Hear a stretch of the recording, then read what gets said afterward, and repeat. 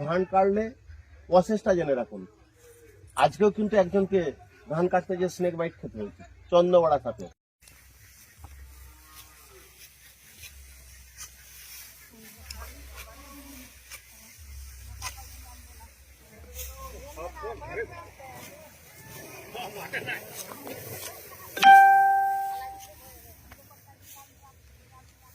চাষি ভাইদের উদ্দেশ্যে বলছি, ধান কাটলে প্রসেসটা জেনে রাখুন।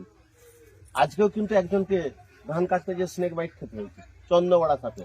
ধান কাটলে যে স্নেক বাইটটা খেতে হচ্ছে ম্যাক্সিমাম ক্ষেত্রে চন্দ্রবড়া। তাই ধান কাটার অনেক প্রসেস আছে। জমিতে ধান কাটতে গেলে প্রথম থেকে শুরু করুন। এধার দিয়ে কয়েকজন শ্রমিক, ওই ধার দিয়ে কয়েকজন শ্রমিক, অনেকজন শ্রমিককে বাড়িয়ে দিয়ে একসঙ্গে ধানটা কেটে নেব, এটা ভয়ঙ্কর বিপদ ঘটে যেতে পারে। ধান কাটলে জমির এক মাথা থেকে ধান কাটা শুরু করুন। যতজনই শ্রমিক থাকুক, কখনো এধার দিয়ে চারটি, ওই ধার দিয়ে চারটি, সে মুখ দিয়ে চারটি, এই মুখ দিয়ে চারটি করতে যাবেন না, তাহলেই কিন্তু স্নেক বাইট হয়ে যাওয়ার সম্ভাবনা বেশি থাকে। সবসময় মনে রাখবেন, ধান কাটার প্রসেস হচ্ছে প্রথমে জমির আলের গাছটা যেটা কাটবেন, প্রথমটা একটু ভালো করে নজর করে কাটুন এবং এক মাথা থেকে কাটুন। এতে দেখবেন আপনাদের কোনো স্নেক বাইট হওয়ার সম্ভাবনা থাকবে না। আর যখনই আপনারা দু মাথা থেকে ধানটা কাটতে যাবেন, বেরোতে পারবেন কখনো এ কাজ করতে যাবেন না। আর সাপে কাটলে অবশ্যই নিকটবর্তী যে আমাদের ব্লক স্বাস্থ্য কেন্দ্র, ওখানে যাবেন। সাপে কাটলে কখনো ওঝার কাছকে যাবেন না। সাপে কাটলে কখনো বাঁধন দেবেন না।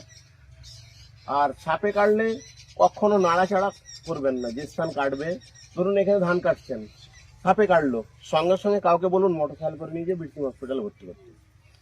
তাই মনে রাখুন, সাপে কাটলে তিনটে জিনিস। নাম্বার 1, 100 মিনিটের মধ্যে ব্রিথিং হসপিটাল। নাম্বার 2, ক্ষতস্থানের এগিয়ে বাঁধন দেবেন না। নাম্বার 3, কখনো ওঝার কাছে যে জীবন নষ্ট করবেন না। আর ধান কাটার প্রসেস আর একবার বলে দিচ্ছি। প্রথমে যে জমিতে ধান কাটবেন, প্রথমে আলটা একদম ছাড়িয়ে দিন এবং সেখান থেকেই শুরু করুন। অন্য ধার দিয়ে কিছু লেবারকে পাঠাবেন না। জমিতে যদি সাপ থাকে, ওই সাপটা বেরোতে পারবে না। লাস্টের দিকে দেখবেন স্নেক বাইট হয়ে যাওয়ার সম্ভাবনা বেশি থাকে। তাই এটা মাথায় রাখুন।